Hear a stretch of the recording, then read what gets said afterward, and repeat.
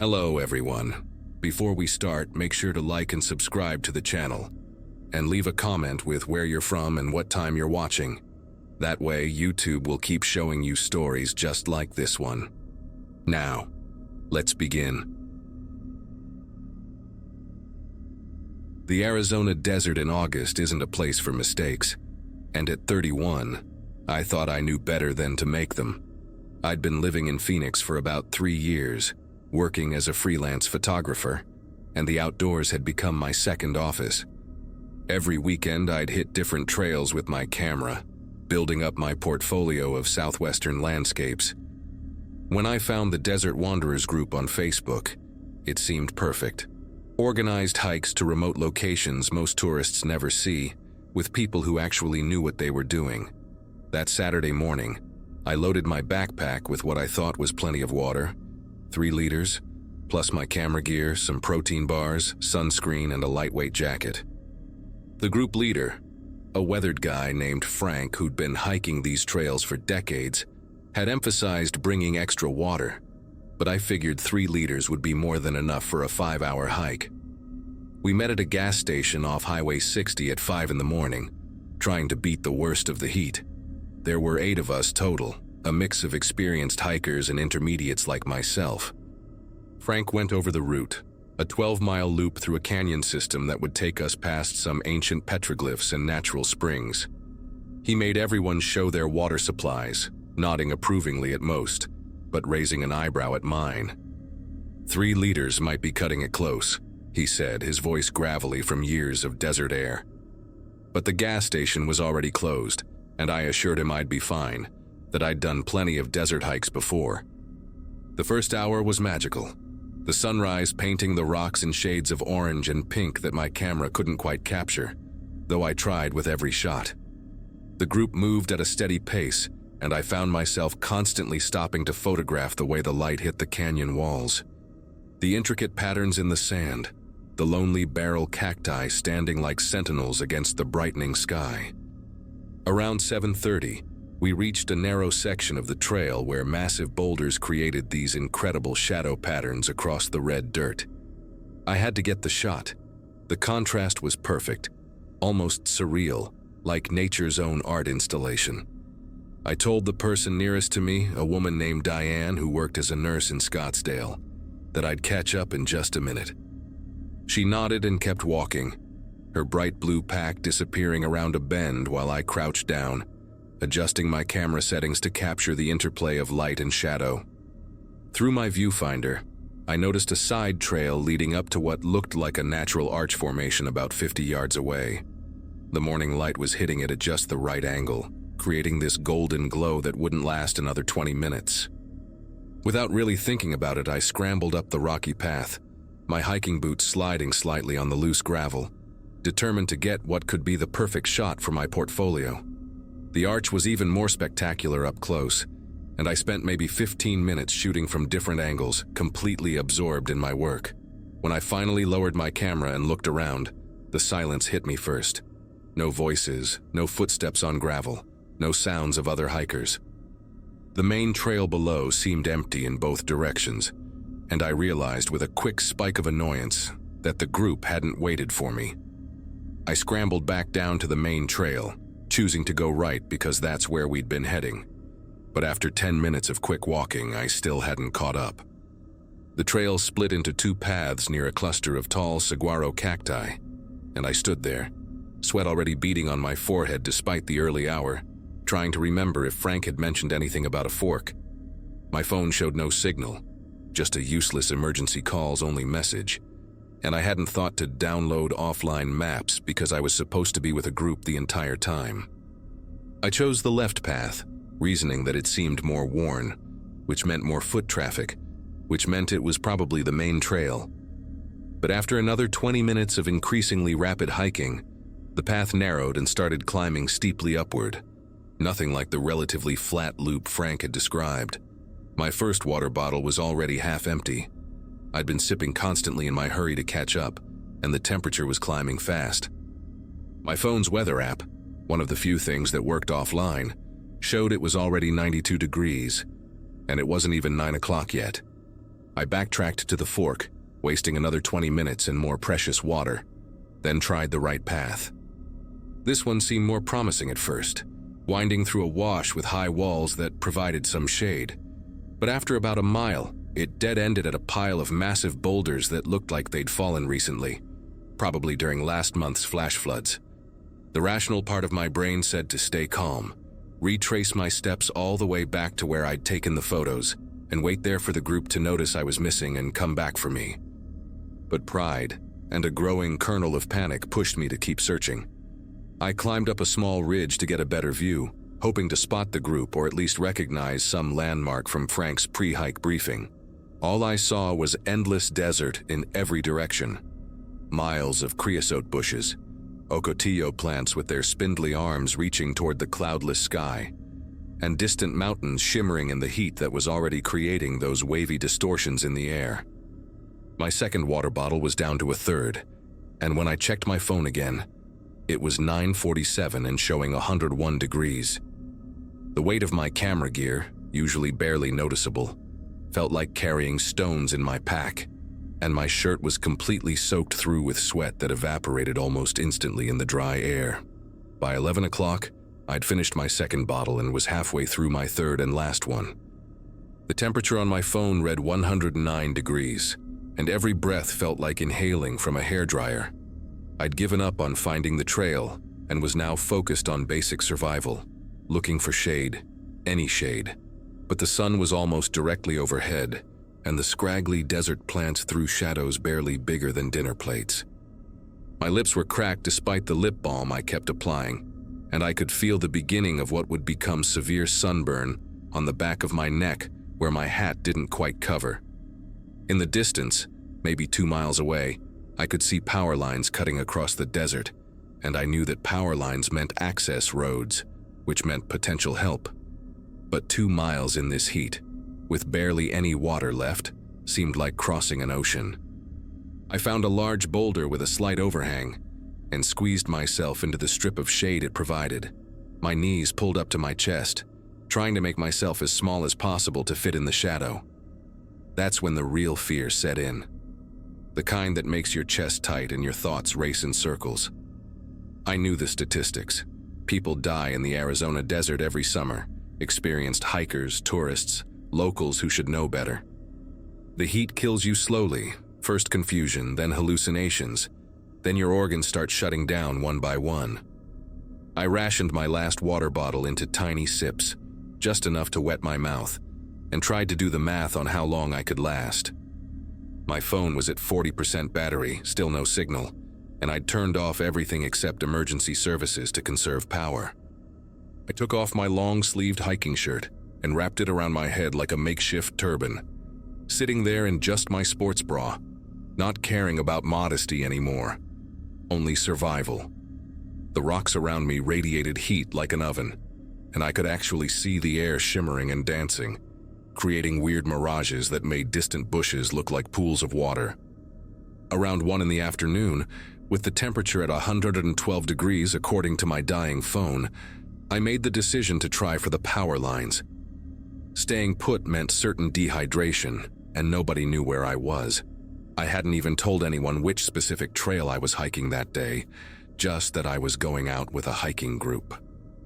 I tore pages from the small notebook I carried for photography notes and left them weighted down with rocks, arrows pointing in the direction I was heading, just in case someone came looking. My water was down to maybe 3 ounces, sloshing pathetically at the bottom of the bottle, and I'd already decided I would drink it all before starting the walk rather than torture myself with the sound of it. The ground burned through my hiking boots, and within 5 minutes of leaving my boulder shelter, I could feel the sun attacking every exposed inch of skin like thousands of tiny needles. I'd draped my jacket over my shoulders and head, creating a pathetic tent of shade that did almost nothing against the assault of heat from above and below. The 2 miles might as well have been 20. Every few hundred yards, I had to stop and rest, crouching down to make myself smaller against the sun, my heart pounding so hard I could hear it in my ears. My mouth felt like I'd been chewing on cotton, and my tongue was swollen and heavy. Strange thoughts kept flickering through my head. Random memories of ice cream shops, swimming pools, that waterfall shower at the spa I'd visited last year for my birthday. About halfway to the power lines, I stumbled and fell, my palms scraping against the burning rocks, and for a moment I just lay there, wondering if this was how it would end, if some hiker would find my body months from now, mummified by the desert heat. But then I heard it, the distant hum of electricity from the power lines, and even better, the faint sound of an engine. I forced myself up, legs shaking, and stumbled forward, waving my white jacket over my head like a flag, screaming with what little voice I had left, though it came out as more of a croak.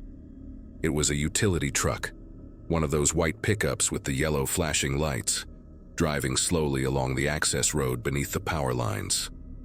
The driver, a guy named Carl who looked about 50 with deeply tanned arms covered in faded tattoos, later told me he almost didn't stop because he thought I was just another desert mirage.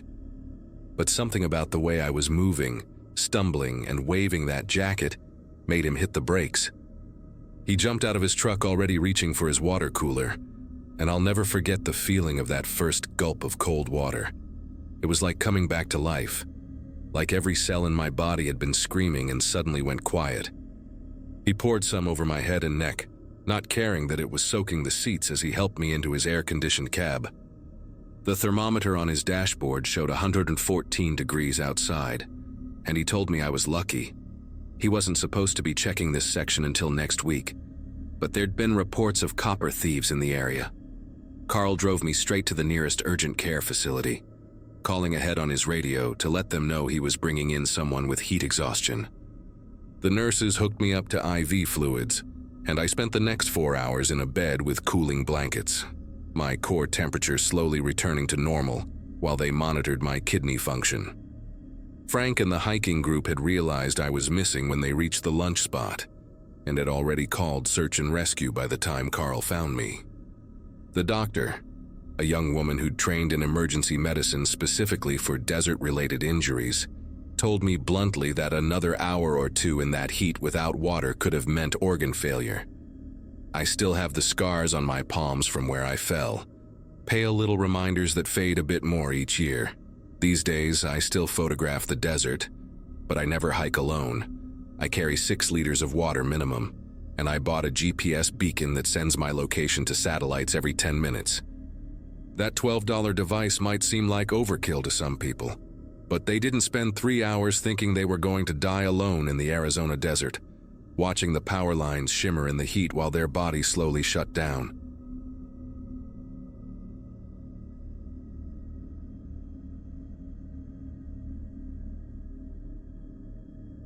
Most people think Montana in October is too cold for backpacking, but that never stopped me from chasing those empty trails when everyone else had packed up for the season.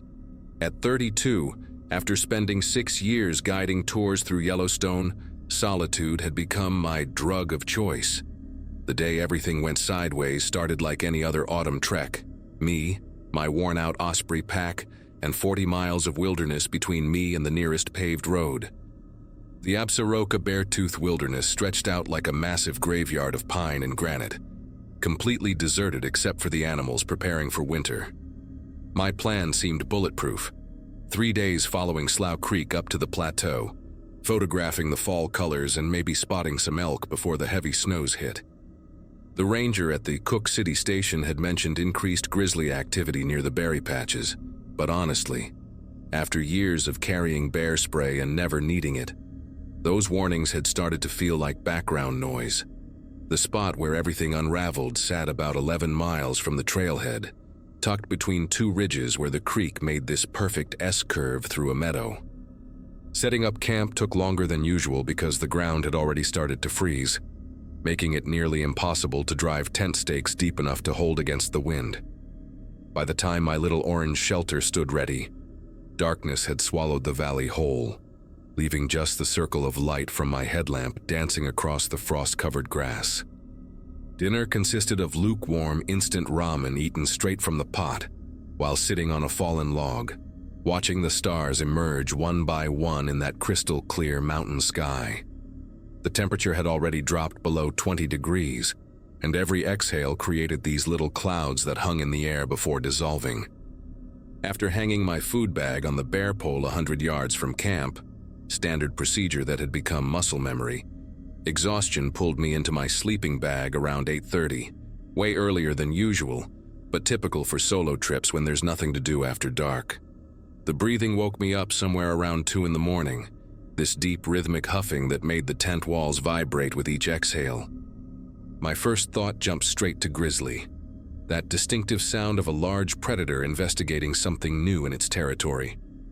Through the thin nylon, maybe 3 feet from where my head rested against the stuff sack I used as a pillow, came the unmistakable noise of something massive shifting its weight from paw to paw. The bear spray sat right next to my sleeping bag, exactly where training had taught me to keep it, and my fingers found the safety tab in the darkness while trying to control my own breathing.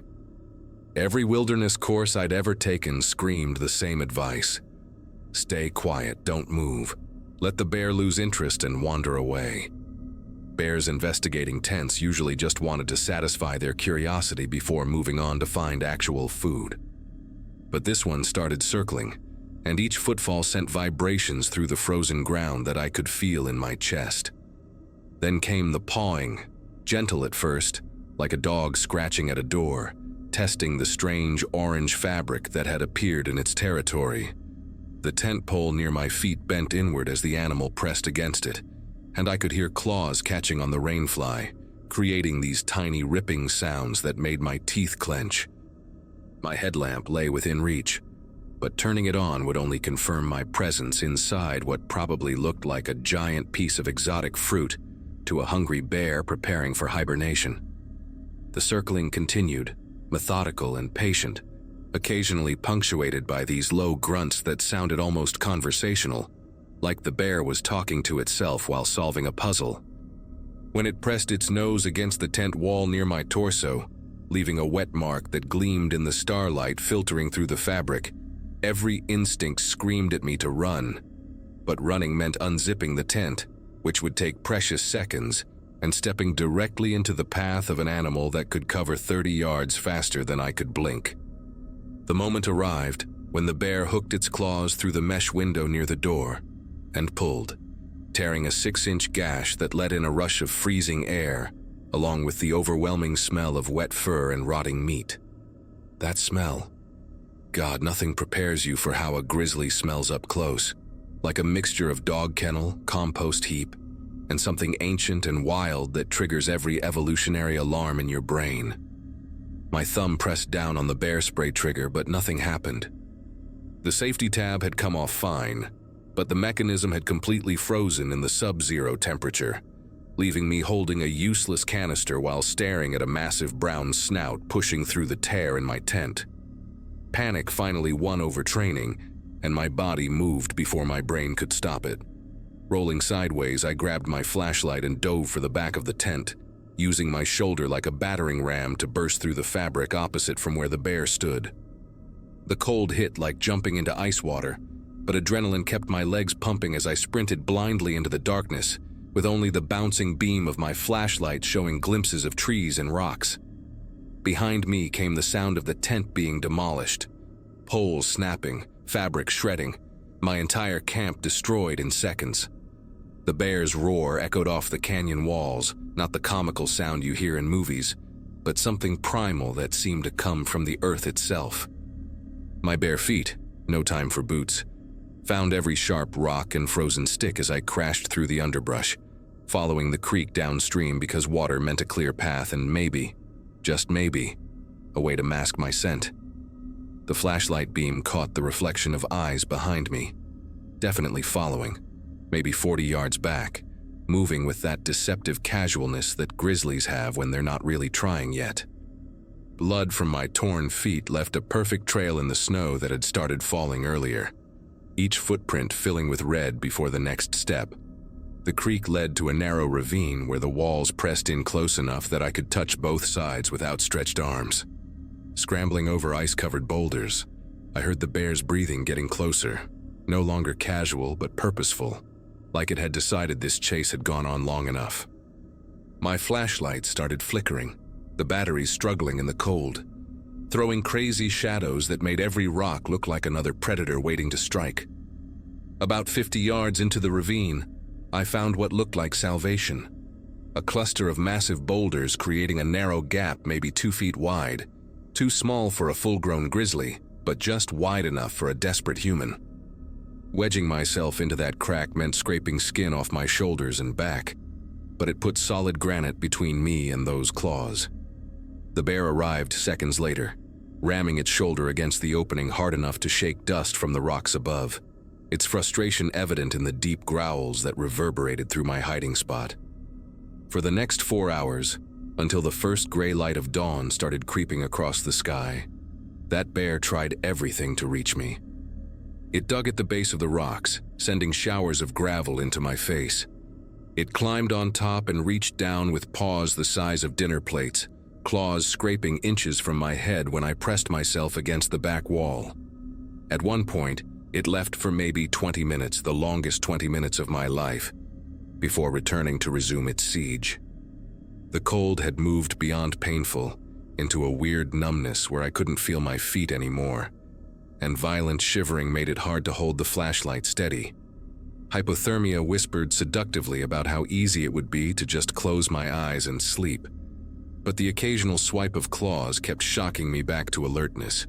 Around 5 in the morning, with visibility improving, the bear seemed to lose interest, its sounds growing distant until they faded entirely. Still, I waited another hour before crawling out of that crack, every joint screaming in protest after being locked in the same position for so long.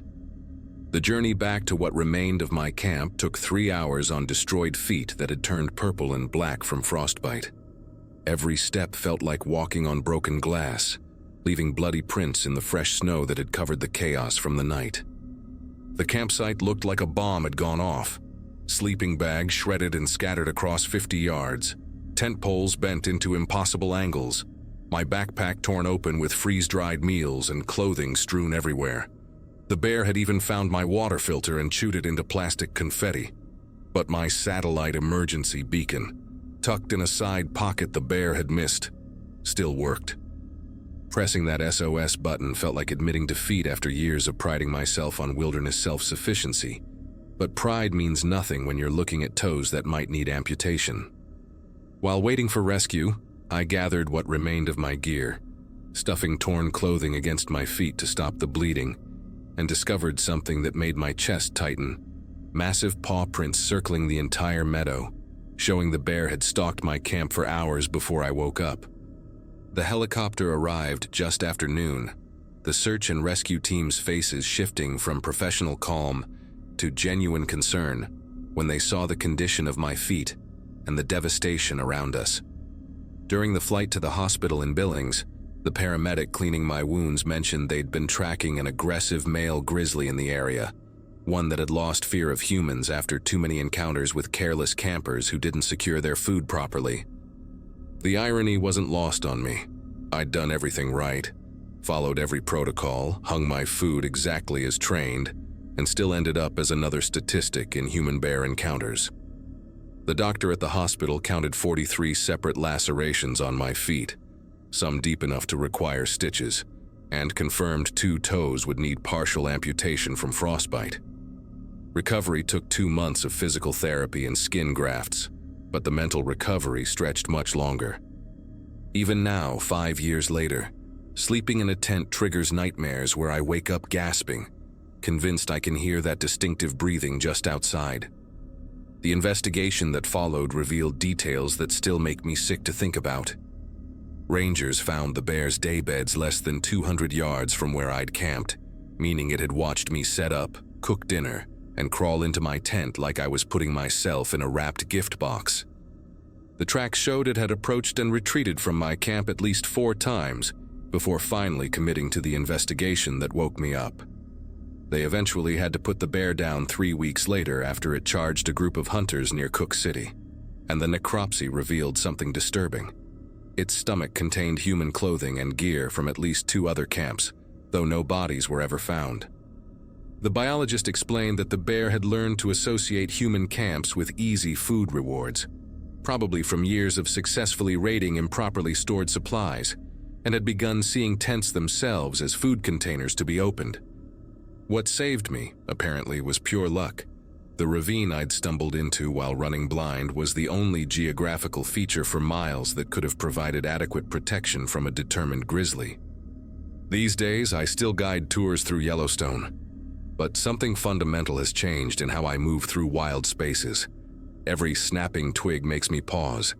Every shadow holds potential danger, and I carry 2 cans of bear spray plus a backup that I keep at body temperature to prevent freezing. When clients ask about my pronounced limp or why I wear special boots to accommodate my modified feet, I tell them the story, watching their faces shift from excitement about spotting wildlife to understanding the reality of sharing space with apex predators. The wilderness isn't malicious or evil. That bear was just being a bear, following instincts honed over thousands of years. But it's not our friend either. Not some Disney movie where respect and proper food storage guarantee safety. Sometimes you do everything right and still end up bleeding in the snow, wedged between rocks while 700 pounds of muscle and claws tries to drag you out. That's the truth they don't put in the camping guides. Nature doesn't care about your training, your experience, or your bear spray. When you step into those mountains, you're accepting that contract, walking into something beautiful and terrible that might just decide to remind you where you really stand on the food chain.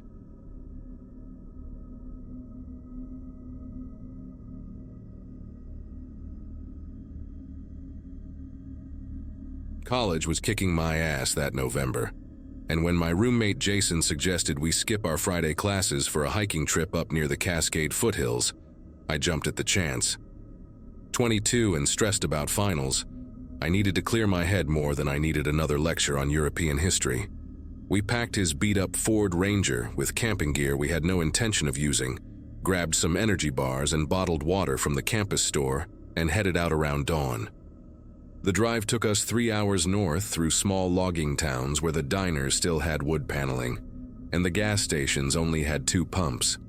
Jason kept playing the same indie rock playlist he'd been obsessed with since sophomore year, while I watched the city disappear into Douglas firs and mountain ash. The parking area we picked was just a wide spot where the forestry road turned to gravel. Maybe room for 4 or 5 cars, though ours was the only one there when we pulled in around 9 that morning. The trail started behind a wooden sign so weathered you could barely make out the carved letters announcing Ridgeline Trail Number 7. Jason grabbed his backpack while I tied my bootlaces tighter and pulled on the fleece jacket my mom had sent me the previous month. The path was narrow, covered in pine needles that had turned bronze and slippery from the recent rain, and it switched back through trees so thick that even though the sun was out, everything stayed dim and cold underneath the canopy. We'd been walking for maybe 40 minutes, Jason telling me about this girl from his economics class who kept texting him at 2 in the morning, when we came around a cluster of moss-covered boulders and saw something white fluttering against a huge cedar tree about 20 feet ahead. At first I thought it was trash, maybe toilet paper some asshole hiker had left behind. But as we got closer I could see it was a paper mask, one of those cheap Halloween ones you'd buy at a dollar store, pinned to the bark with what looked like a hunting knife. The mask had eye holes cut out, and a creepy smile drawn on with black marker, and underneath it, stabbed through the same knife, was a folded piece of notebook paper. Jason reached for the note before I could tell him maybe we shouldn't touch it, pulling the paper free, while the knife stayed embedded in the tree trunk. He unfolded it, and we both leaned in to read the message written in the same black marker as the smile on the mask. Welcome to the game. Take the mask and find the next one, 50 paces north where the fallen oak makes a bridge. Your time starts now. Jason actually laughed, that nervous kind of laugh he did during horror movies when he was pretending not to be scared, and said it was probably some geocaching thing or maybe a scavenger hunt the local college kids set up. The competitive side of him that made him insufferable during board game nights was already kicking in, and before I could suggest we just leave it alone, he'd yanked the knife out of the tree, grabbed the mask, and started counting paces north. I followed because what else was I going to do? Leave him alone out there? but something about the whole setup made my chest feel tight in a way that had nothing to do with the altitude or the hiking. Sure enough, 50 paces through the underbrush brought us to a massive oak tree that must have fallen during a storm years ago, its trunk spanning across a small ravine like nature's own bridge. There on the other side, tied to a branch with orange surveyor's tape, was another paper mask, this one with triangular eyes and a frown drawn in red ink. The note attached to this one said, "Good job. You're learning fast. Next mask is at the clearing where 3 trails meet. Follow the deer path behind the big stump." Jason was getting into it now, putting the first mask in his backpack and reaching across the log to grab the second one, talking about how elaborate this whole thing was and wondering what the prize might be at the end. But when I looked around the forest, trying to spot this deer path the note mentioned, I noticed something that made every muscle in my body go rigid. About 30 yards to our left, partially hidden behind a cluster of young hemlocks, someone in camouflage gear was standing perfectly still, watching us. I grabbed Jason's arm hard enough to make him drop the second mask, and when he started to complain, I just pointed with my chin toward where the person was standing. The figure didn't move when we looked directly at them, didn't wave or call out, or do anything normal people do when they're spotted on a trail. Just stayed there like a statue wearing full hunting camo, including one of those face masks that covers everything except the eyes. Jason whispered that it was probably just a hunter, maybe bow season or something. But hunters don't just stand there staring at people, and this person wasn't carrying any visible weapon, just standing with their arms at their sides in a way that seemed completely unnatural. We both stood there for what felt like forever, but was probably only 10 or 15 seconds before Jason loudly said, "Hey there," and gave a wave that the figure didn't return.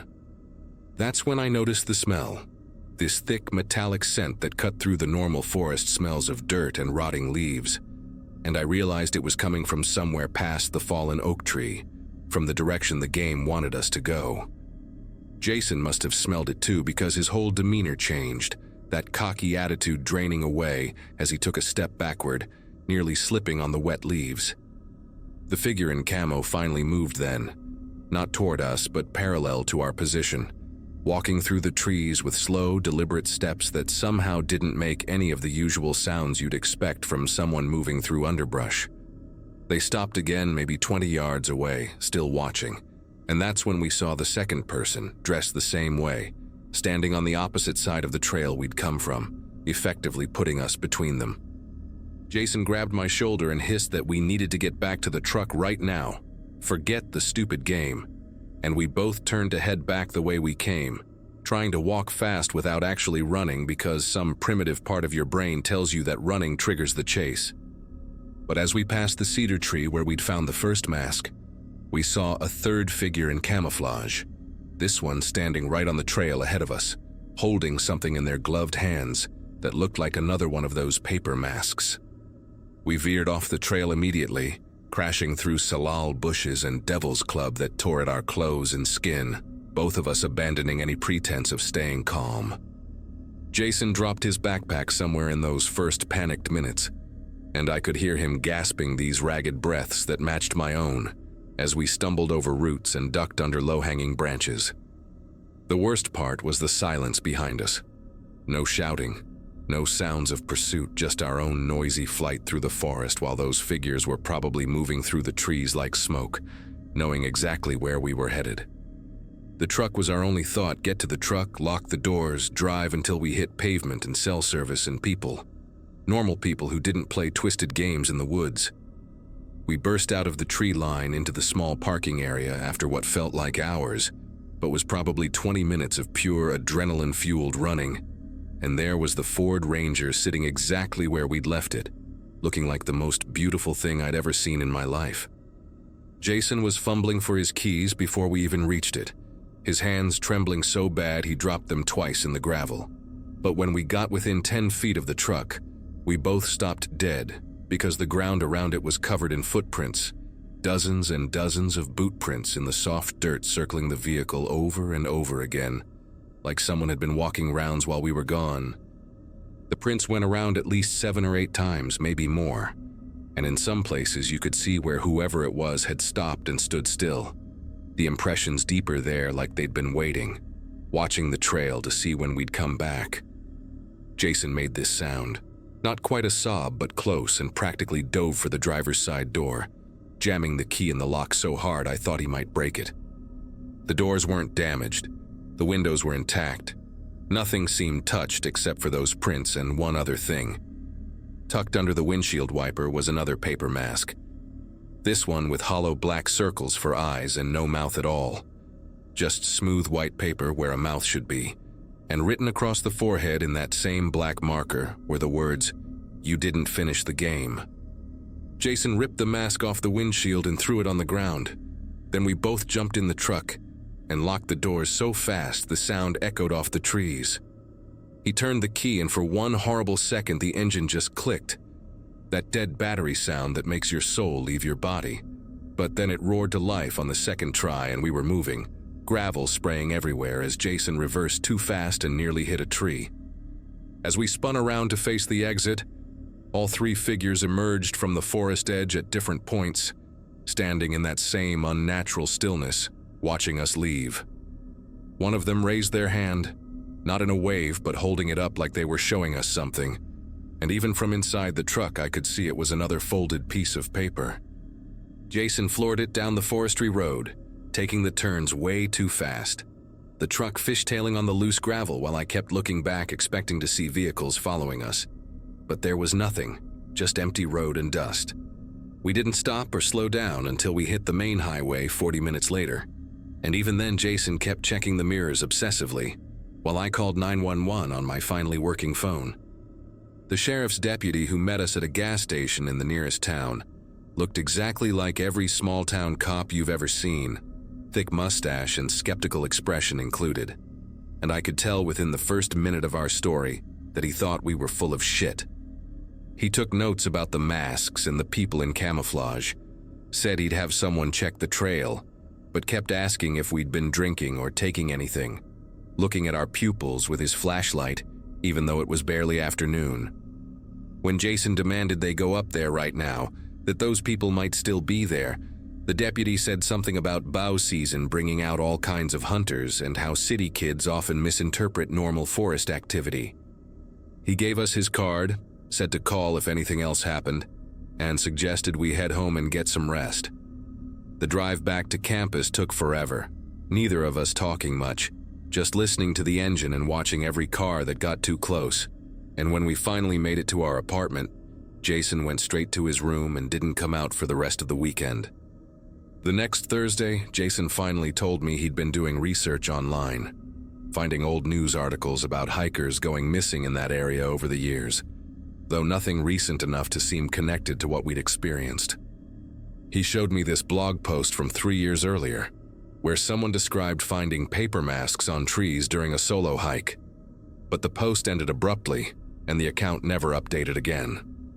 We decided to never talk about it with anyone else after our friends started making jokes about us getting spooked by hunters, calling us paranoid whenever we declined invitations to go camping. But here's the thing that still makes me lock my doors twice every night and avoid hiking altogether. About a month after that trip, right before winter break, I was walking to my car in the campus parking garage when I found something tucked under my wiper. It was a piece of notebook paper, folded exactly like the ones in the forest, and written in that same black marker was a single line: "Games don't end just because you stop playing." I moved apartments the next week, changed my phone number, even transferred to a different school the following semester, telling everyone it was for a better program. That was 4 years ago, and I live in a different state now. Work in an office where the biggest threat is paper cuts and bad coffee.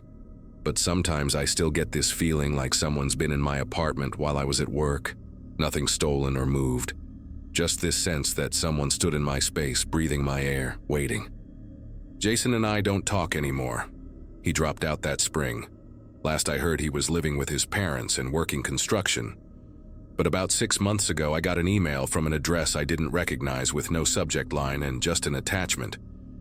When I opened it against my better judgment, it was a photo of a tree with a paper mask pinned to it, those same hollow eyes and missing mouth, And in the background, blurry but unmistakable, was the apartment building I'd just moved into 3 weeks earlier.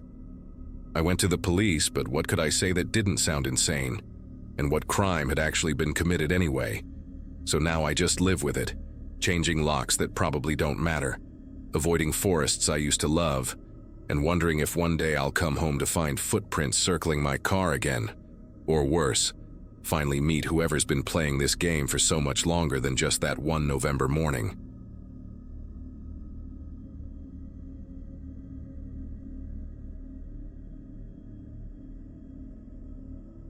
The mountains of Colorado had been calling me for years, ever since I'd moved there after college. That morning in early February, I woke up in my small apartment in Boulder, checking the weather reports one more time before heading out. A storm system was moving in from the west, but the forecasters said it wouldn't hit until late evening. Plenty of time for me to summit Gray's Peak and get back down. My brother Kevin had texted me the night before, worried about me going solo again, but I'd done this route at least a dozen times in various conditions. The trick with winter mountaineering isn't just knowing the mountain, it's respecting it enough to turn back when things go south. What I didn't know that morning, sipping my black coffee and checking my gear one final time, was that the weather models had gotten it wrong by about 6 hours. My 29th birthday had been just last week, and Kevin kept joking I should start acting more responsible. But the mountains were where I felt most alive. I reached the trailhead around 7 in the morning, the parking area completely empty except for my pickup truck. The temperature gauge on my dashboard read -12 degrees Fahrenheit, but with my layers, merino wool base, insulated middle, and my trusted red shell jacket, I felt prepared. My pack contained all the essentials: extra batteries for my GPS, energy bars, 2 liters of water in insulated bottles, emergency bivvy, headlamp, and my avalanche beacon. I'd even thrown in chemical hand warmers as backup. The first 2 miles went smoothly, my crampons biting into the packed snow as I followed the summer trail route. The sky above showed that deceptive winter blue that makes you think everything's going to be fine, but I noticed the wind picking up earlier than expected, sending small snow devils spinning across the exposed sections of trail. Around 9:30, I reached the tree line where the real climb begins. The temperature had dropped even further, and ice crystals formed on my beard every time I exhaled. My GPS showed I was making good time, about 3 miles in with another 4 to the summit. The device had been acting sluggish in the cold, taking longer to refresh my position, but I didn't think much of it. I'd memorized this route anyway, knew every switchback and false summit. The ridge ahead looked pristine, untouched snow gleaming like crushed diamonds in the morning sun. I stopped to eat an energy bar and drink some water, making sure to keep the bottles inside my jacket between sips so they wouldn't freeze. That's when I noticed the clouds building on the western horizon, dark and heavy, moving faster than they should have been. The weather apps on my phone still showed the storm arriving around 8 that evening, but those clouds told a different story. By the time I reached the final approach to the summit ridge, around 11, the sky had transformed completely. What had been crystal blue was now a threatening gray, and the wind had gone from annoying to genuinely concerning, gusting hard enough to knock me sideways if I wasn't careful. My GPS screen flickered once, twice, then went completely black. The cold had killed it, despite the extra batteries warming in my chest pocket. I pulled out my phone to use as backup navigation, but the battery indicator showed only 15%. The cold was draining it faster than I'd ever seen. I managed to send one quick message to Kevin, almost at the summit. The message showed delivered just before the screen went dark. No GPS, no phone, and those clouds were moving in like a wall of static on an old television, eating up the valley below me. I could maybe make the summit in 30 minutes, but getting down would take at least 3 hours in good conditions, and these weren't going to be good conditions much longer. The smart move would have been to turn around right then, use the remaining visibility to get below tree line before the storm hit. But I kept thinking about that message to Kevin, almost at the summit, and how close I actually was. Pride is a dangerous thing on a mountain. I decided to push for the summit, telling myself I'd just tag it quickly and head straight back down. The wind was howling now, probably 40 miles per hour with stronger gusts, and the first snowflakes started hitting my goggles like tiny needles. Within 10 minutes, those few flakes had become a complete whiteout. I couldn't see more than 15 feet in any direction, and the wind-driven snow had already started filling in my tracks from the way up.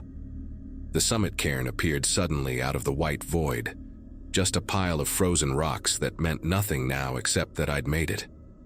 No celebration, no photos, just the immediate realization that I'd made a potentially fatal mistake. The descent started bad and got worse fast. Without GPS, I had to rely on terrain features to navigate. But in a whiteout, every snow-covered rock looks the same. I knew I needed to follow the ridge northeast for about a quarter mile before turning down the eastern face. But after 5 minutes of walking, I had no idea if I'd gone 50 feet or 500. The wind was so loud I couldn't even hear my own breathing, just this constant roar that seemed to come from everywhere at once. My goggles kept fogging and freezing over, forcing me to clear them every few steps. That's when I noticed my fingers weren't working quite right, the early stages of frostbite setting in despite my insulated gloves. I'd been out in the cold too long, moving too slowly, and my body was starting to shut down the extremities to preserve core heat. Every mountaineer knows that once frostbite starts, you're on borrowed time. I made the decision to stop moving and dig in. The alternative was wandering blind off a cliff or into an avalanche zone. Using my ice axe and what strength I had left, I carved out a small depression in the lee side of what felt like a large boulder, though I couldn't actually see it properly through the storm. The emergency bivy sack from my pack took 3 tries to open with my fumbling fingers, and getting inside it while wearing crampons in that wind was like trying to fold myself into an envelope during a hurricane. Once inside, I pulled out the chemical hand warmers I'd packed, cracking them and shoving them into my gloves and boots. The relief was immediate, but I knew it was temporary. These would only last a few hours. My watch showed it was just past noon. If the storm followed the original forecast and cleared by evening, I might have a chance. If it lasted through the night, the math became much simpler and much worse. The survival statistics for overnight exposure at 14,000 feet in a blizzard aren't something you want to think about when you're living them. Inside the bivy sack, with the wind screaming just inches from my face, I had time to really consider my situation.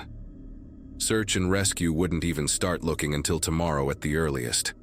Kevin would assume I was hunkered down somewhere safe for the night when I didn't check in. The mountain rescue teams don't deploy in conditions like these anyway. It would just add more casualties. My choices had narrowed to 2 equally terrible options: stay put and hope I could survive 18 to 20 hours in sub-zero temperatures with minimal shelter, or try to descend blind through terrain that killed experienced climbers even in good weather. The eastern face had several cliff bands that required careful route finding and perfect visibility. One wrong turn and I'd walk straight off a 100-foot drop. But staying put meant fighting hypothermia all night, with just a thin bivy sack between me and the kind of cold that stops hearts. I could already feel it creeping in, that drowsy warmth that isn't warmth at all, but your body lying to you as it shuts down. Then I remembered something from an avalanche course I'd taken years ago, the instructor talking about terrain navigation in whiteouts. He'd mentioned following fall lines, how water and gravity never lie about which way is down. If I could find the natural drainage of the slope and follow it carefully, testing each step with my ice axe, I might be able to descend without walking off a cliff. It was still insanely risky, but it gave me something better than blind wandering.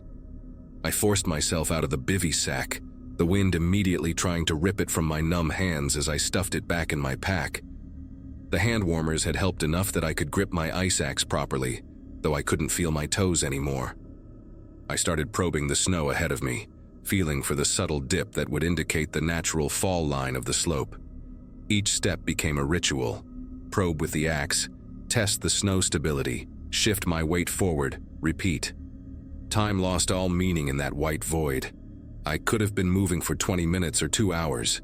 The first cliff band announced itself when my ice axe suddenly found nothing but air. I'd been shuffling forward in my careful rhythm when the axe just dropped, nearly pulling me forward with it. I jerked back, heart hammering, and sat down hard in the snow. In clear weather, I knew there was a way around this cliff to the north, maybe 200 yards along the ridge. But 200 yards in a whiteout might as well be 200 miles. I started traversing left, keeping the drop on my right, using it as my only reference point in the featureless white. That's when I heard it, or thought I heard it through the wind. A sound like thunder, but wrong somehow, coming from above me. My brain took a second to process what that sound meant at 14,000 feet in a blizzard. Avalanche. Somewhere upslope, tons of snow had cut loose and were heading down. In a whiteout, I couldn't see where it was coming from or which way to run. Training kicked in before conscious thought. I drove my ice axe deep into the snow and wrapped the leash around my wrist, then dropped flat and dug my crampons in, making myself as small and anchored as possible. The rumbling grew louder, the ground vibrating beneath me, and then the air pressure changed, that distinctive whoosh of displaced air that comes right before impact. The avalanche hit me from the left side, not the massive wall of snow I'd feared, but the edge of the slide, powder blast and chunks of ice that slammed into me like a frozen waterfall. For maybe 10 seconds I couldn't breathe, couldn't see, couldn't do anything but hold on to that axe while the mountain tried to tear me loose. When it passed, I was buried up to my waist, but still anchored, still alive. My pack had been partially torn off, hanging by one strap, and my goggles were completely gone. The avalanche had actually done me one favor. It had scoured away the loose snow on the slope, revealing older, harder-packed snow beneath that showed the actual shape of the terrain. Through the still driving snow, I could make out darker shapes that had to be rock outcroppings, giving me reference points for the first time in hours. The rest of the descent became a blur of controlled terror and small victories. Using those exposed rocks as guides, I managed to navigate around 2 more cliff bands, though the second one required a horrible traverse across a 45-degree slope that creaked ominously under my weight. My feet had gone from numb to burning, paradoxically a good sign that blood flow was returning, though I knew I'd lose at least a few toes to frostbite. Around 3 in the afternoon, according to my watch, I literally stumbled into the tree line. The sudden appearance of a gnarled pine tree making me cry with relief inside my frozen face mask. The trees meant I was below 12,000 feet, out of the death zone, though still far from safe. The storm continued for another 4 hours as I picked my way down through the forest, following the drainage that I knew eventually led to the trail. By the time I reached my truck, it was dark, my headlamp barely penetrating the still falling snow. The engine took 3 tries to start, and I had to scrape ice from the inside of the windshield before I could drive. My fingers were too damaged to work my phone, so I drove straight to the emergency room in Georgetown, stumbling through the doors looking like something from a horror movie. Ice-covered, bloodshot eyes, and unable to speak clearly through my swollen, frostbitten lips. The final tally from that day: I lost 3 toes on my left foot and 2 on my right to frostbite, along with the tip of my ring finger. The doctor said I was lucky. Another hour out there, and I would have lost both feet entirely, if not my life. Kevin drove down from Denver that night, and I'll never forget the look on his face when he walked into that hospital room, this mixture of relief and fury that only a sibling can manage. He didn't say, "I told you so," but he didn't have to. The storm ended up lasting 36 hours, dumping 4 feet of snow, and claiming the lives of 2 other climbers on different peaks that same day. The search and rescue coordinator who visited me later said they wouldn't have even started looking for me until day 3, and by then they would have been looking for a body. What haunts me most isn't the pain or the permanent damage to my feet that ended my serious climbing days. It's the knowledge that every single decision I made that day was wrong, that my experience and confidence had become arrogance, and that the mountain had given me a lesson I barely survived learning. I still live in Colorado, still look at those peaks every morning from my apartment window, but I don't climb anymore. Not like before. Sometimes I take easy summer hikes on well-marked trails, always with a group, always turning back at the first sign of weather. People ask if I miss it, the real mountaineering, the challenge of winter ascents.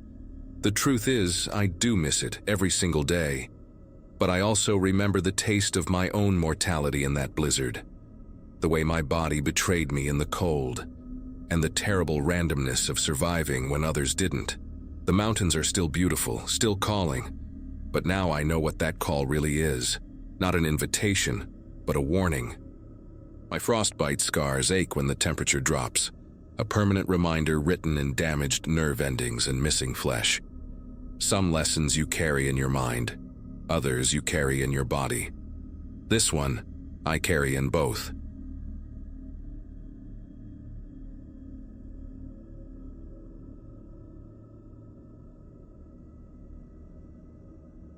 Every parent thinks they're prepared for the worst until it actually happens, and that Saturday in early June changed everything about how I see the wilderness. My accounting firm in Eugene had given me a long weekend off, and I'd been taking groups into the Oregon backcountry since my college days as a wilderness guide, which meant I knew these trails better than most people know their own neighborhoods.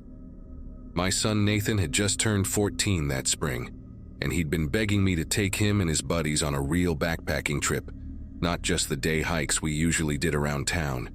The boys had finished 8th grade the week before, and this was supposed to be their celebration before high school started in the fall. Nathan's friends, Bradley and Josh, were good kids I'd known since they were in elementary school together, both from families who trusted me enough to sign the permission slips without asking too many questions about the overnight camping part. We'd chosen a section of trail in the Cascade Range that I knew inside out, a moderate 15-mile loop that would challenge the boys without putting them in any real danger. Bradley was the joker of the group, constantly making the other two laugh with impressions of their teachers and ridiculous commentary about everything we passed on the trail, while Josh was quieter, more observant, always pointing out interesting plants or rock formations and asking me questions about the ecosystem. Nathan fell somewhere in between his friends, trying to act mature and responsible since his dad was there, but still breaking into giggles whenever Bradley did something particularly absurd. The weather forecast had been perfect, clear skies and temperatures in the low 70s, and we'd made good time that morning, covering about 6 miles before stopping for lunch near a creek crossing around noon. The boys were in high spirits talking about their plans for summer, the girls they had crushes on, and arguing about which video game they'd play first when they got home Sunday night. The creek where we stopped was running higher than usual from the late spring snowmelt, crystal clear water rushing over smooth granite rocks that had been polished by centuries of flow. Josh had finished his sandwich first and was already crouched by the water's edge, filling his bottle, while Bradley tried to balance on a fallen log that stretched halfway across the stream. Nathan was helping me collect the trash from lunch, stuffing granola bar wrappers into the designated garbage bag we'd pack out, when Bradley announced he needed to refill his water bottle too. All 3 boys had those fancy filtered bottles their parents had bought specifically for this trip, the kind that could supposedly clean any water source, though I'd still insisted we stick to running streams just to be safe. The sound of the creek was loud enough that we had to raise our voices slightly to talk, which is probably why none of us noticed exactly when Josh stood up from the water's edge and walked back toward the trees. Bradley was still messing around on his log, pretending to be a tightrope walker and making Nathan laugh, when I did a quick head count and came up 1 short. The space where Josh had been crouching by the creek was empty, just his water bottle cap sitting on a rock where he'd left it. My first thought was that he'd gone behind a tree to take a leak, which was perfectly normal, so I called out his name in that casual way parents do when they're not really worried yet. No answer came back, just the constant rush of water over rocks and Bradley asking what was wrong. Nathan immediately picked up on the change in my voice and started scanning the tree line, while Bradley hopped off his log and jogged over to where Josh had been. The forest around us was thick with Douglas firs and hemlocks, their trunks creating a maze of shadows even in the midday sun, but visibility was still decent for about 30 yards in most directions. The next 10 minutes shifted from mild concern to genuine worry, as we spread out in different directions, calling Josh's name with increasing volume and urgency. Bradley found the first tracks about 20 feet from where Josh had been filling his water bottle. Clear boot prints in the soft dirt heading back toward the main trail we'd come from. The prints were definitely Josh's, matching the distinctive waffle pattern of his new hiking boots that his mom had bought him specifically for this trip. We followed them together, the three of us moving quickly but carefully, expecting to find Josh around every bend, maybe sitting on a rock checking his phone or taking pictures of something interesting he'd spotted. But the tracks kept going, weaving between trees in an oddly purposeful way, like he'd been following something or someone, though we hadn't seen another soul on the trail all morning. About 200 yards from the creek, right where the trail curved around a massive boulder covered in moss, the footprints simply stopped, as if Josh had been lifted straight up into the air. Nathan was the first to start genuinely panicking, his voice cracking as he called out for Josh over and over, while Bradley kept insisting this had to be some elaborate prank, that Josh was probably hiding behind a tree waiting to jump out and scare us. But I knew Josh wasn't that kind of kid, never had been in all the years I'd known him, and the way those tracks just ended made every hair on my arm stand straight up. I pulled out my phone to check for signal, knowing it was unlikely but hoping maybe I could call for help. But the screen showed exactly what I expected. No service, not even a single bar. The GPS on my phone was acting strange too, showing our location jumping around erratically, placing us sometimes miles away from where we actually stood. My old compass, the one my father had given me 20 years ago when I first started hiking, was spinning lazily in circles when I pulled it from my pack, the needle refusing to settle on magnetic north or any direction at all. The afternoon sun was already starting to angle through the trees when I made the decision to search in a grid pattern, keeping Nathan and Bradley within sight at all times while we methodically covered the area around where the tracks disappeared. Every few minutes I'd blow the emergency whistle attached to my pack, 3 short bursts followed by 3 long ones, the universal distress signal I'd taught all 3 boys at the start of our hike. Bradley had gone quiet, no more jokes or attempts to lighten the mood, just mechanically calling Josh's name every 30 seconds, like some kind of broken recording. Nathan stayed close to me, close enough that I could hear his breathing getting more ragged with each passing minute, and I kept putting my hand on his shoulder to reassure him, even though I felt anything but reassured myself. We must have covered every square foot of forest within a quarter-mile radius, checking behind fallen logs, inside the hollow base of an old-growth cedar, even looking up into the canopy in case Josh had somehow decided to climb a tree, though that made no logical sense whatsoever. Around 4 in the afternoon, just as I was preparing to make the difficult decision to hike back to the trailhead and get professional help, we heard it. 3 short whistles followed by 3 long ones, exactly the pattern I demonstrated that morning, coming from somewhere deeper in the forest. Nathan grabbed my arm hard enough to leave marks, his eyes wide with hope and terror mixed together, while Bradley started shouting Josh's name so loudly that his voice cracked and went hoarse. The whistles came again, maybe 300 yards away, though the acoustic properties of the forest made it impossible to pinpoint the exact direction. We crashed through the underbrush toward the sound, no longer worried about staying on the trail or keeping quiet, branches scratching our arms and faces as we pushed through sections of thick salal and rhododendron. But every time we thought we were getting closer, the whistles would come from a different direction, sometimes behind us, sometimes to our left or right, always maintaining that same perfect pattern I'd taught them. 3 short, 3 long, 3 short. Darkness came faster than it should have in early June. Or maybe it just felt that way because we were deep under the canopy, chasing those whistles like they were pulling us on invisible strings. I finally had to make the call to stop pursuing the sounds and focus on our own safety, even though it felt like abandoning Josh, like giving up on him when he might be just beyond the next cluster of trees. Nathan was stumbling with exhaustion, and Bradley had gone completely silent except for occasional whimpers he probably didn't even realize he was making. I set up our emergency shelter in a small clearing, just a basic tarp configuration that would keep the dew off us, though none of us had any intention of actually sleeping. The temperature dropped faster than the forecast had predicted, going from comfortable to requiring our fleece jackets in less than an hour, and I distributed the extra food I'd packed, though nobody had any appetite. Throughout it all, those whistles continued, sometimes distant like they were miles away, other times so close it seemed like Josh should be standing right next to us. But we never saw anything, not even a shadow moving between the trees. The longest night of my life was measured in those whistles, which came exactly every 17 minutes according to my watch, never varying by more than a few seconds.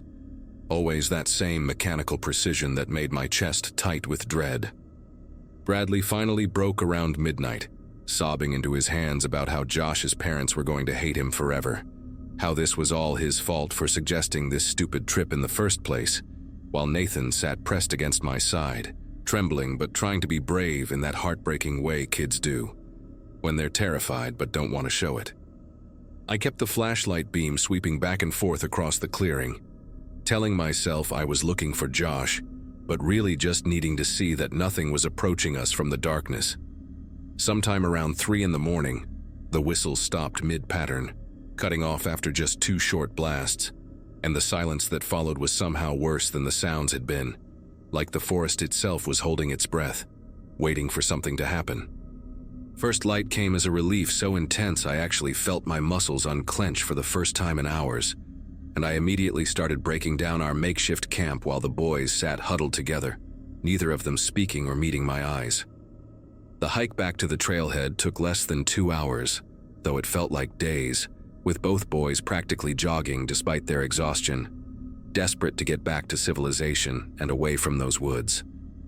My truck was still the only vehicle in the small gravel parking area, covered in pine needles and morning dew, like it had been there for weeks instead of just one night. I drove straight to the ranger station in town, not even stopping when Bradley threw up out the window halfway there, my hands gripping the steering wheel so hard my knuckles went white. The rangers mobilized faster than I expected, calling in a search and rescue team from the county, dogs, even a helicopter that would arrive within the hour, and they separated us for individual statements while one ranger stayed with the boys and gave them hot chocolate and blankets even though it wasn't cold anymore. The lead ranger, a woman named Teresa who'd probably seen more lost hikers than she could count, pulled me aside after the search teams had deployed and showed me something on her computer that made my whole body go numb. The trail register data showed no other hiking permits had been issued for that section of forest in the past 4 days, and the motion-activated wildlife cameras they had stationed along the main trail confirmed it. Nobody else had entered or exited that area except our group. They found Josh 8 hours later, sitting calmly on a log about 50 feet from where we'd eaten lunch, his water bottle full, his clothes clean, with no memory of anything past kneeling by the creek to fill up his bottle.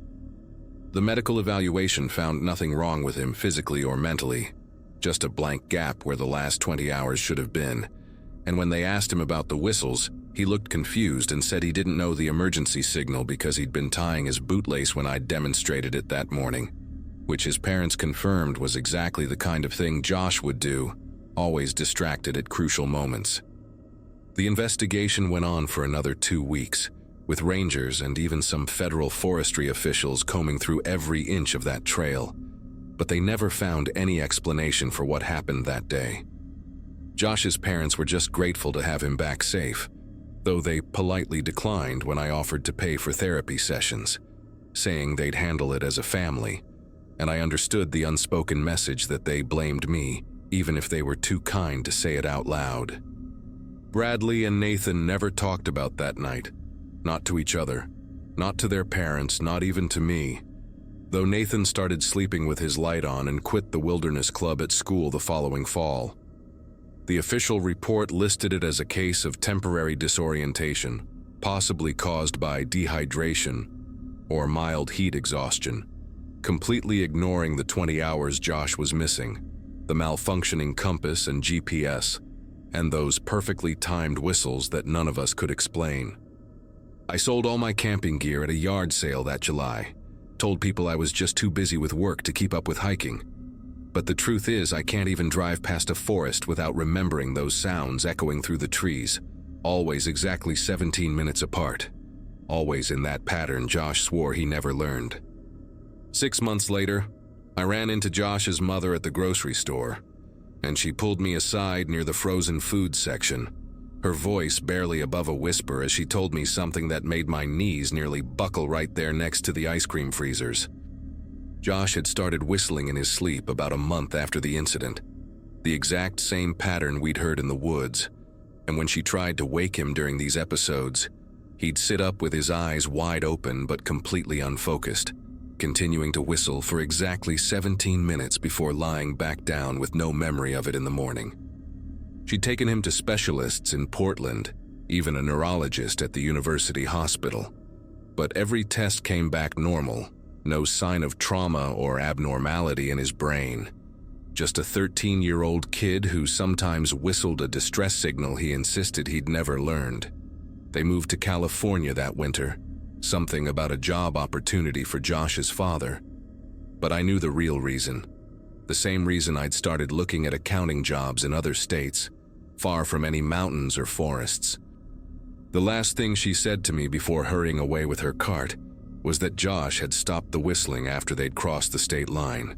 Just stopped completely, like whatever had been causing it couldn't follow them that far.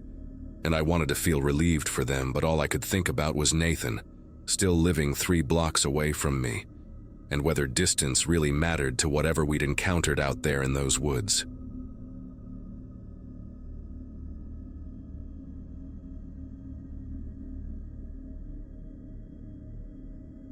Six months ago, my husband Christopher and I decided to explore some back roads in northern Michigan during what should have been a simple weekend camping trip. At 32, I worked remotely doing medical transcription, and Chris taught high school chemistry, so we often took advantage of long weekends to disconnect from everything and just drive through the forests. We'd been married for 4 years by then, and these little adventures were our way of keeping things interesting, discovering hidden waterfalls or abandoned mining towns that weren't in any guidebook.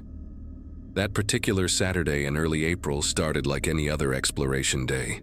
Coffee in thermoses, trail mix in the console, and Chris's ancient Jeep Cherokee loaded with camping gear, just in case we decided to stay somewhere overnight. The morning had been foggy, but by noon the sun was breaking through the trees, creating those beautiful light shafts that photographers always chase, and we were both in great moods, singing along to the classic rock station until the signal faded into static. About 3 hours into our drive, somewhere between Grayling and Roscommon, we turned onto a Forest Service road that looked promising.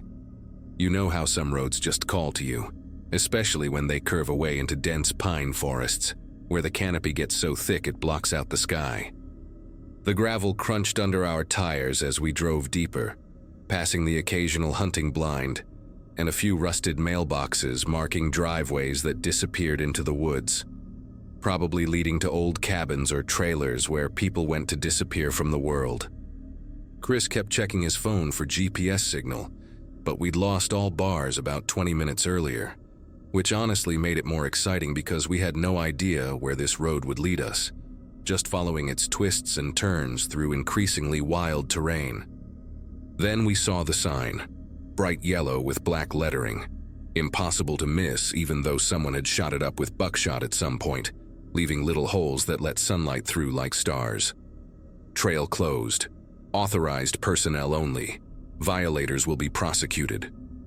The road beyond it looked recently graded though, fresh tire tracks in the dirt, and Chris slowed the Jeep to a stop, drumming his fingers on the steering wheel the way he always did when he was thinking about doing something we probably shouldn't do. I remember the exact song that was playing through the static, Hotel California, and how Chris turned to me with that boyish grin that still made my heart skip even after all these years together, asking if I wanted to see what was so special that they needed to close the trail. The thing about Chris is that he could make anything sound reasonable. And besides, the tracks meant someone had been through recently. So how dangerous could it really be if maintenance crews or whoever were still using the road regularly? We drove past the sign slowly, both of us scanning the trees like we expected a ranger to jump out and give us a ticket. But there was nothing except more forest, and that freshly maintained road curving ahead through towering white pines that must have been there since before Michigan was even a state. After maybe 10 minutes of this increasingly narrow road, just when I was about to suggest we turn back because the trees were starting to press in so close that branches scraped the sides of the Jeep, we came around a sharp bend and saw it. A small wooden structure, maybe 12 by 15 feet, with a green metal roof and a single window glowing with warm yellow light, even though it was barely mid-afternoon. A white pickup truck, one of those government-looking ones with a light bar on top but no actual agency markings, was parked right outside, and the whole scene looked so normal, so mundane, that we both relaxed immediately, figuring we'd just stumbled onto some kind of forestry service outpost where they probably stored equipment, or did paperwork or whatever Forest Service people do in their little shacks in the middle of nowhere. Chris parked behind the truck and we sat there for a moment, debating whether to knock and maybe ask for directions back to the main road since we'd been wandering for hours, or just turn around and leave before anyone noticed we'd ignored the closed trail sign. But curiosity won, the way it always did with us, and Chris said we should at least say hello, maybe apologize for being on the closed road and see if they had a map or something, because the person who owned that truck was probably inside doing paperwork or eating lunch or whatever. We got out and immediately noticed how quiet everything was.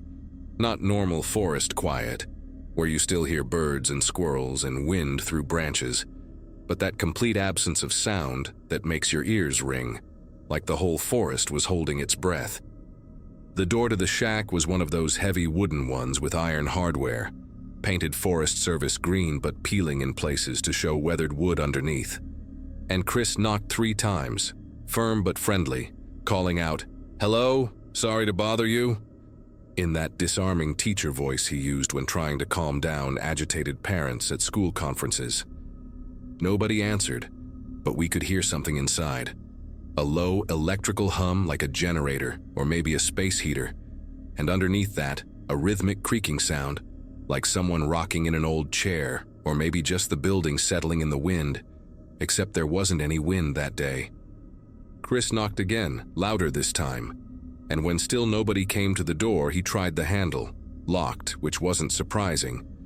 But then he noticed the window beside the door had its curtain partially pulled back, leaving a gap maybe 6 inches wide where warm light spilled out onto the wooden deck. He glanced at me with raised eyebrows, that universal spouse language for "should I?" And before I could really answer either way, he was already stepping over to peer through that gap, cupping his hands around his eyes to cut the glare from the afternoon sun. I watched his body language change in real time. First casual curiosity as he leaned forward, then a sudden stiffening of his shoulders, and finally this violent jerk backward, like someone had yanked him away from the window by his collar, his face going from its normal healthy pink to this awful gray color I'd only seen once before, when he'd gotten food poisoning from bad seafood on our honeymoon. "We need to leave," he said, and his voice came out all wrong, high and tight like someone was strangling him, and he grabbed my wrist hard enough to hurt, already pulling me toward the Jeep before I could even process what was happening. I tried to ask what he'd seen, but he just kept repeating, now, we need to leave now," under his breath like a prayer or a mantra, fumbling with the keys so badly he dropped them twice before managing to get the door open.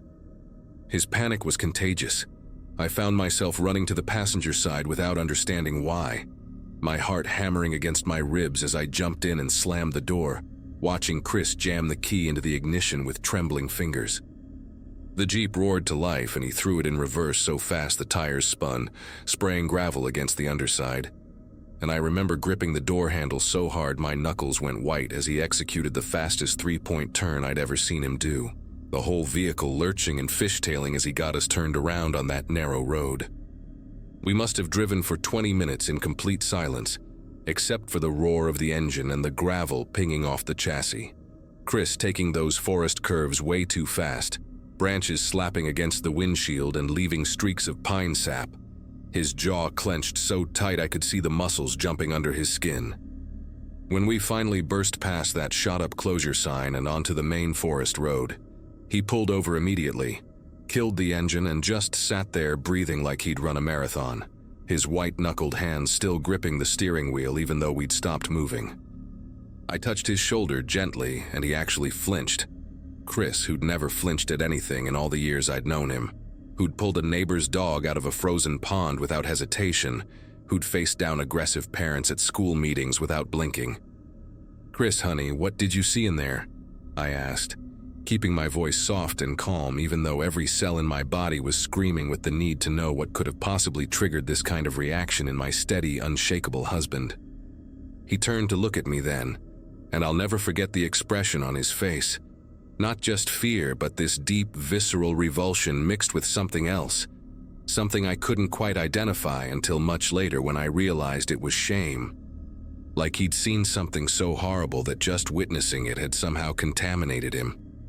"There were restraints," he finally whispered, and the word came out broken, like it hurt him physically to say it.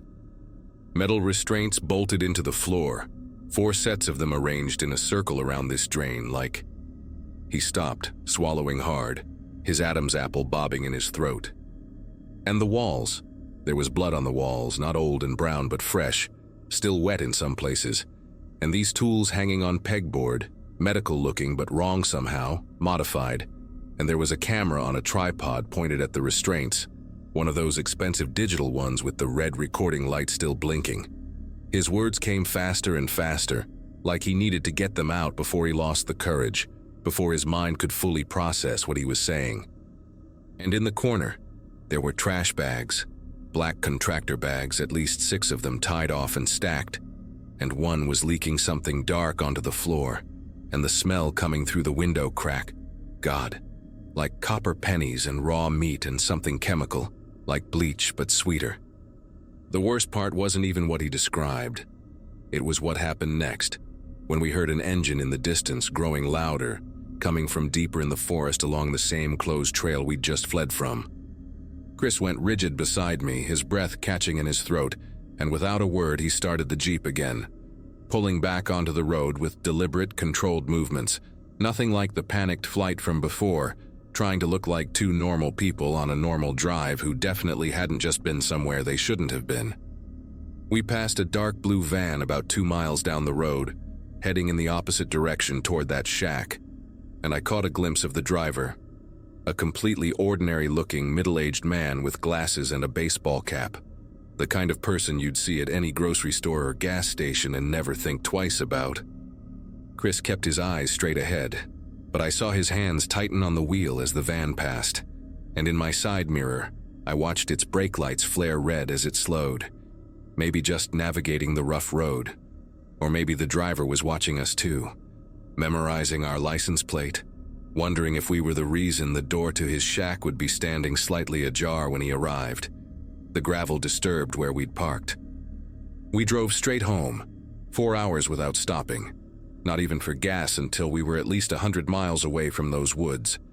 And when we finally pulled into our driveway in Sterling Heights, Chris went directly to his laptop and spent hours looking at missing persons reports from northern Michigan, his face getting paler with each article he read.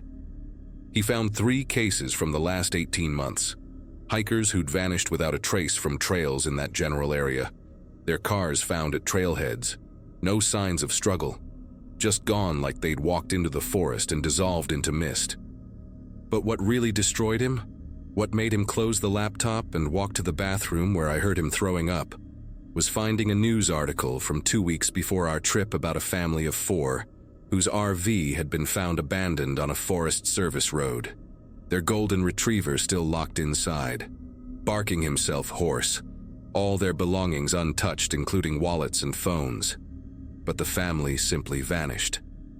The article included a photo of them at Christmas, parents in their 30s like us, 2 kids grinning with missing teeth, the kind of normal, happy family you'd see at any school pickup line or weekend soccer game, and Chris just kept staring at their faces until I gently closed the laptop and led him to bed. That was 6 months ago, and Chris still won't talk about it beyond what he told me that day in the Jeep, won't even acknowledge it happened most of the time. But I know he called in an anonymous tip to the state police from a payphone at a rest stop the next day, though nothing ever came of it that we heard about. Sometimes I catch him staring at nothing, and I know he's back there, looking through that window, seeing things that shouldn't exist in a civilized world. And the worst part is that we both know someone is still using that shack, that the man in the blue van went back there and found our tire tracks, maybe found where Chris's handprints disturbed the dust on the window.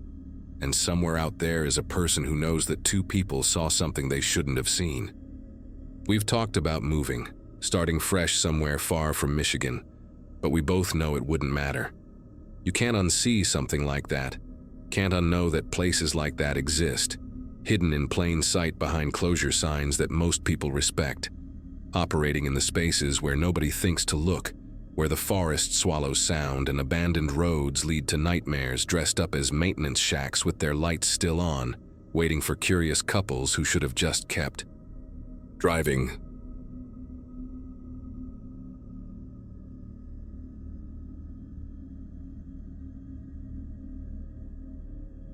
It happened during a school field trip to a state park somewhere up north. I remember it was early spring because the air was still crisp at night, and the trees hadn't fully grown their leaves yet. Our class had set up camp near a quiet lake, the kind that reflects the moon like a sheet of glass when everything else goes silent. I was 16 at the time, sharing a tent with my two closest friends, Eli and Marcus. The three of us weren't exactly the follow-the-rules type, so when lights out came, sneaking out felt more like a challenge than a bad idea. We waited until the teacher's flashlight stopped sweeping across the campground before unzipping the tent as quietly as we could. The night was darker than we expected. No city glow, no distant traffic, just the dense black of the woods and the faint rustle of wind against the branches. Eli had a cheap flashlight he'd brought from home, the kind that flickered if you tapped it too hard. I remember thinking how ridiculous it was that we were whispering when there was no one around to hear us, yet something about that silence made us instinctively quieter. The trail started behind the ranger's cabin, a narrow dirt path lined with old wooden signs that were impossible to read in the dark. We followed it anyway, passing by an old fire pit surrounded by half-buried beer cans and broken glass. At first it was exciting, the kind of thrill you get when you know you're breaking the rules but still feel untouchable. But the deeper we went, the less it felt like adventure and more like trespassing into somewhere that didn't want us. About 20 minutes in, Marcus's flashlight caught something ahead, a figure standing right in the middle of the path. At first, we thought it was one of the teachers who had caught us, but the way he stood there didn't make sense. He wasn't moving, not even shifting his weight, just standing, facing our direction, holding something in his right hand that gleamed when the light hit it. It looked like a long knife, maybe a hunting one. None of us said anything for a few seconds. The woods around us were dead quiet, except for the buzzing of insects and the soft hum of Eli's trembling breath. Eli whispered something about turning back, but before any of us could move, the man tilted his head slightly, like he was trying to get a better look at us through the dark. That small movement was enough to send a shock through me. He didn't say a word, didn't step forward, didn't even raise the knife. He just turned his head a bit more, and the reflection from our flashlight hit his face, pale, expressionless, and so still it looked almost painted on. We backed up slowly, trying not to crunch the leaves under our shoes, and when we finally turned around to head back toward camp, we realized the path behind us looked different, like the forest had shifted while we weren't paying attention. We walked faster, whispering to each other about where the trail markers were, trying to find the broken fire pit we'd passed earlier. The trees seemed denser now, their branches leaning over us like arms. Every so often Eli would swing his flashlight back, and the beam would catch glimpses of something, a branch maybe, or just our own shadows. But then Marcus swore he saw movement. He shined his light behind us, and there he was again, standing a few yards away. Same posture, same knife hanging loosely at his side. He wasn't running or hiding. He was just there, watching the glow of our flashlights as if waiting for us to move again. At some point, Eli dropped his flashlight, and when it hit the ground, the light rolled and faced the trees on the left. That's when we saw a second figure, smaller, crouched near the base of a tree. We thought it was an animal at first, until it stood up straight. It was another person. The two of them were perfectly still, both facing us, and in that moment, I couldn't hear anything. No crickets, no wind, not even our own breathing. It was like the whole forest was holding its breath with us. Then, as if they'd agreed on it beforehand, both figures slowly stepped back into the darkness and disappeared. We didn't bother whispering anymore. We just ran. Branches scratched at our faces, roots caught our feet, and the air felt heavier with every step. None of us spoke until we finally saw the dull orange light from the campfire flickering through the trees. We stumbled back into camp covered in mud, gasping for air, trying to convince ourselves we hadn't really seen what we thought we had. But even after we zipped the tent shut and turned off the flashlights, none of us could sleep. Every time the wind brushed against the tent or something cracked outside, I felt like they were standing there again, just waiting for our light to move. When morning came, it felt unreal, like the forest had swallowed what happened and decided to pretend nothing was wrong. The teachers scolded us for sneaking out, but honestly, I barely heard them. The daylight made everything look harmless. The trail seemed smaller, the trees ordinary. We tried to retrace our steps with the group later that day, but the path we took last night didn't even seem to exist anymore. There was no fire pit, no clearing, no sign of anyone standing there. Eli kept insisting we'd just gotten turned around, but Marcus and I knew exactly where we'd walked. You do not forget something like that. That night I couldn't stop staring at the tree line beyond the tents. Every shadow felt like someone standing there, just outside the reach of the campfire. When the wind picked up, I swore I heard faint footsteps moving through the brush, slow and deliberate, circling the camp. I wanted to wake someone up, but the idea of unzipping the tent again made my chest tighten. I just lay there, staring at the fabric, waiting for the sound to stop. Eventually, exhaustion won, but my sleep was shallow and filled with strange dreams, pale faces between the trees, a blade catching moonlight, and voices whispering my name. The bus ride back home the next morning was quiet. None of us talked about what happened, not even when the teachers asked why we looked like we hadn't slept. It felt like if we said it out loud, we'd make it real again. A few weeks later, Marcus told me his dad had taken him back to the park to hike one weekend. He said the ranger they spoke to mentioned other visitors had reported strange figures on the trails at night, always standing still, never speaking. The ranger brushed it off as pranksters or hunters, but Marcus said the man looked uneasy when he said it, like he knew more than he was willing to admit. I haven't gone camping since. I still think about those two figures, the way they moved in perfect silence, how they only appeared when our flashlights were on them. Sometimes, when I can't sleep, I wonder what would have happened if we hadn't turned around that moment. If we'd kept walking or let our lights go out completely, maybe they would have vanished, or maybe they would have come closer. Either way, every time I walk near the woods at night and catch a reflection between the trees, I remember that night in the park, and I turn back before the light moves.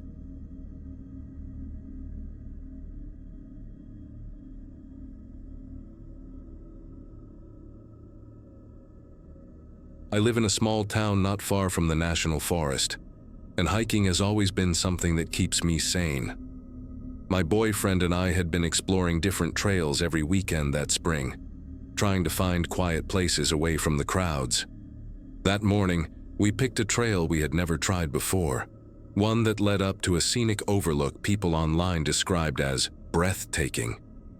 The drive there was peaceful, miles of green hills, scattered cabins, and a sky that looked heavy with rain but never broke. We parked near a narrow dirt road with a weathered sign barely standing upright, the paint almost gone. It felt like one of those places where nature had started to reclaim what humans had built. The first part of the hike was calm. The air smelled of wet pine, and the sound of a stream followed us for a good while before fading into silence. My boyfriend Aaron walked a few steps ahead, occasionally turning to smile at me as if to say, "See, this was worth it." We talked about getting sandwiches afterward, about maybe bringing friends next time. The quiet there was different. dense but not threatening, almost too still. I remember thinking how rare it felt to be somewhere that untouched, where the only sound was the rhythm of our boots against the dirt. About an hour in, we saw a truck parked slightly off the trail near a clearing. Looked out of place. Older, maybe from the 90s, covered in dried mud. A man stepped out wearing a tan uniform. At first glance, it seemed like a park ranger's outfit, but the color was faded, and the badge on his chest had deep scratches across it, like someone had tried to scrape the emblem off. He waved at us, not with a friendly gesture, but more like he was signaling us to stop. "You two shouldn't go any further," he said, his tone clipped and sharp. "There's been bear activity past the ridge." Aaron thanked him, but I noticed a few things that didn't sit right. The truck had no license plates, not even temporary tags. There were dents along the side as if something had struck it.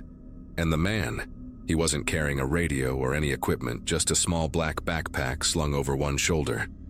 His expression was unreadable, but his eyes lingered too long, flicking between the two of us like he was sizing us up. He told us again, more firmly this time, that we needed to turn back immediately. When Aaron asked if the trail was officially closed, the man didn't answer. He just repeated the warning, louder, as if we were children ignoring him. Aaron wanted to keep walking, but something about that man's tone got under my skin.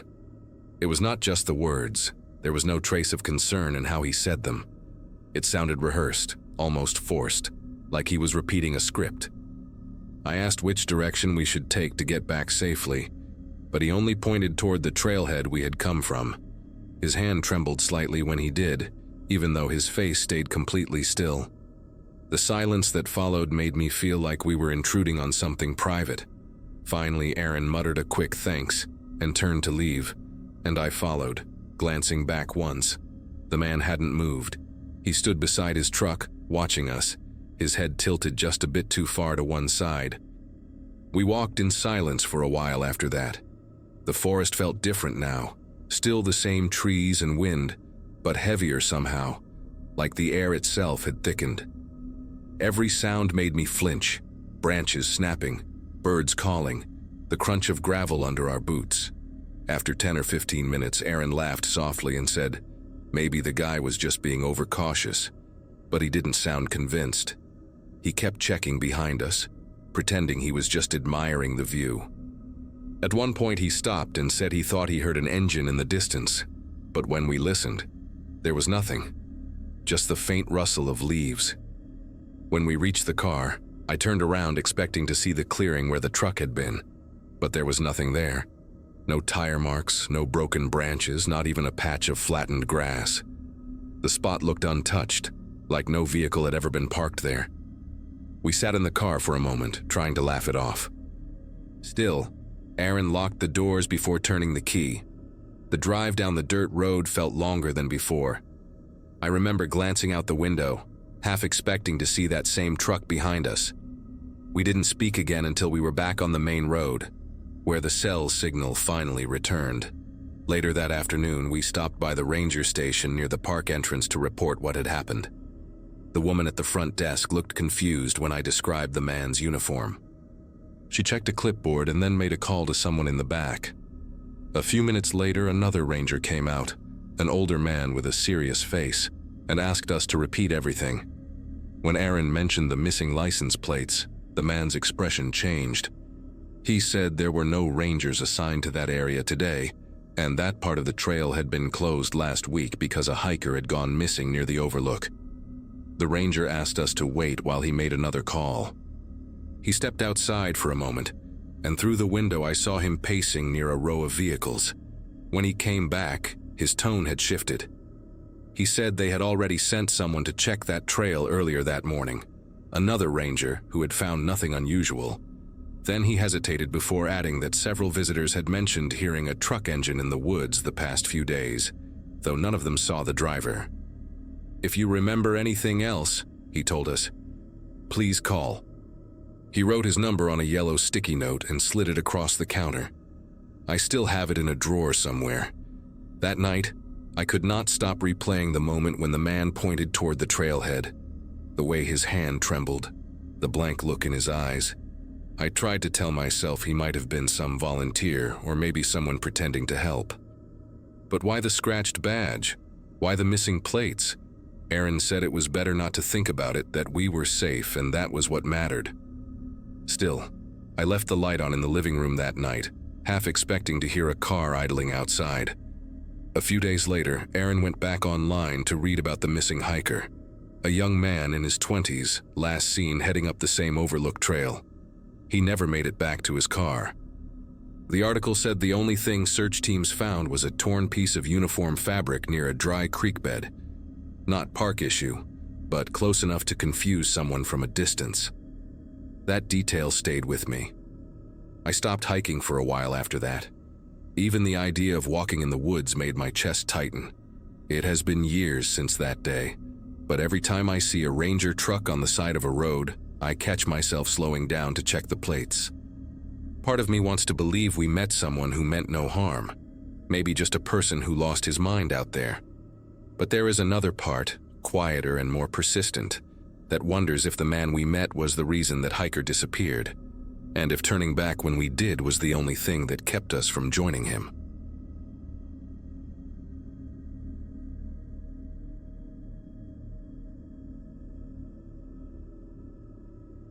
It started on an unusually quiet weekend when I decided to visit the flea market near the old train depot. I had been saving up for a new lens, but the idea of finding something vintage always tempted me. The air smelled like old wood and metal polish, and every vendor seemed to have a story. That was when I saw it. A black DSLR sitting on a faded red tablecloth, the kind of camera you could tell had seen a lot of miles. The seller, an older man with sunburned skin and a crooked wedding band, said it belonged to a traveler who never came back for it. The price was too good to pass up, so I bought it without asking more. Back home, I wiped the dust off and checked the battery compartment. Inside, tucked beneath the latch, was a small memory card that looked ancient. Out of habit, I slid it into my laptop to see what was on it. Hundreds of photos loaded slowly. A group of 6 hikers smiling in front of a forest trail I instantly recognized. It was only a few miles from my town, a place I'd been to many times to shoot sunrises. The photos looked normal at first, full of laughter and motion blur, until I noticed something strange. In the later ones, a shadowy figure appeared far behind the group, barely visible between the trees. Each frame showed the same figure, blurry, dark, and slightly closer than before. It didn't look like a hiker. Its shape was too long, its posture slightly hunched, and in one shot its head was tilted in a way that didn't seem natural. I zoomed in, but the pixels fell apart before I could make out any features. My chest tightened with a mix of curiosity and unease. Maybe it was a trick of light, or maybe someone was following them. Either way, it made me feel like I was intruding on something private. Should have just deleted the files right then, but curiosity always wins with me. I decided to visit the same trail the next day to recreate the shots for comparison. It was early morning when I packed my camera and left, the fog still low over the fields. The air was colder than I expected, and the forest was dead quiet. No birds, no wind, just the crunch of gravel under my boots. I opened the photos on my phone and started matching the angles one by one, trying to line up the same trees and rocks from the pictures. Everything looked the same, except it felt heavier somehow, like the forest was holding its breath. By the time I reached the spot where the hikers had taken their last photos, the light had started to change. The sun filtered through the branches in thin streaks, painting the moss on the rocks with a pale green glow. I took a few shots, checked my screen, adjusted the focus, and took a few more. Nothing unusual, just trees, a patch of fog, and my tripod standing like a lone figure in the clearing. I stayed a little longer, half expecting to hear footsteps or laughter echoing somewhere beyond the trees, but the forest remained still. It felt like it was waiting for me to leave. When I got back to my car, I sat there for a while, scrolling through the pictures. The forest looked stunning, but I could not shake the thought of that blurred figure. My hands were cold when I turned the key, and the radio buzzed with static before the music kicked in. The drive home was uneventful, though I caught myself glancing at the rearview mirror more often than usual. like something might appear in the back seat if I looked long enough. I told myself I was being ridiculous and laughed it off, though my voice sounded small in the quiet car. That night, I made tea and opened my laptop to compare the old photos with mine. I went through each one slowly, placing them side by side on the screen. Same tree line, same rock formation, same patch of fog in the distance. And then, in the fifth photo, something new appeared. A faint silhouette near the edge of the frame behind the tree line right where I had been standing. I leaned closer, zooming in. It looked like a person, just barely visible, the shape slightly distorted like heat rising off asphalt. I checked another photo, then another. The figure was there again, closer this time, standing behind a cluster of trees. In the next one, it was clearer, not just a shadow or a trick of light. A person, tall and thin, wearing something dark. I pushed away from the desk, trying to convince myself it was someone who had been hiking nearby. But the angle did not make sense. They were always behind me, always at a distance that should have been visible if someone else had been there. Sleep did not come easy that night. Every sound in my apartment felt amplified. The hum of the fridge, the soft creak of the pipes, even the faint buzz from the streetlights outside. I kept telling myself I would check the photos again in the morning, maybe send them to a friend who was good at editing. Still, curiosity got the better of me around midnight. I turned the laptop back on, heart thudding as the screen came to life. I clicked the last image from that day, the one I had taken just before leaving the trail. The figure was there again, unmistakable now, standing a few feet behind me. I sat perfectly still, staring at the image. My reflection in the screen seemed to blend with the dark shape in the photo, like it was watching through me. My mouth felt dry.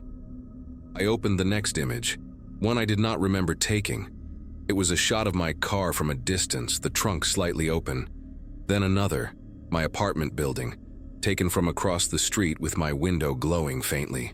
My body felt heavy as I realized these photos were not mine. They were newer. The timestamps were from just a few hours earlier. I unplugged the camera and shut my laptop, pacing the room while every shadow seemed to shift. I double-checked the locks on the door, pulled the curtains, and sat in the corner of the room with the lights on. Around 3 in the morning, my phone vibrated with a notification, a message from an unknown number. It contained one image, my living room.